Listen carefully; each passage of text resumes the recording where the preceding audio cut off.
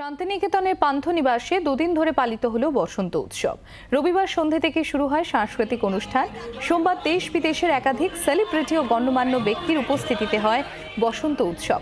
সন্ধে ছিল নানা ধরনের সাংস্কৃতিক অনুষ্ঠানের পালা।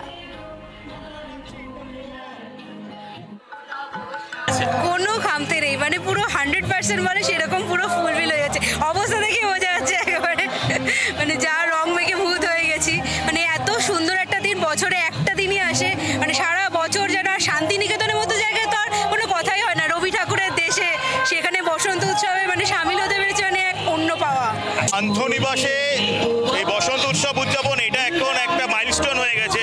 বোলপুর শান্তিনিকেতন যেই জন্য বিখ্যাত, রবীন্দ্রনাথ যেভাবে রঙিন করে মেলবন্ধন আমাদের মধ্যে, আমাদের চেতনার মধ্যে, আমাদের সংস্কৃতির মধ্যে ইনজেক্ট করতে চেয়েছিলেন, পান্থনিবাসের বসন্ত উৎসব সেলিব্রেশনটা সেটাকে নতুন আঙ্গিক দিয়েছে। বাংলার আওয়াজ, বাঙালির আবেগ, জি 24 ঘন্টা।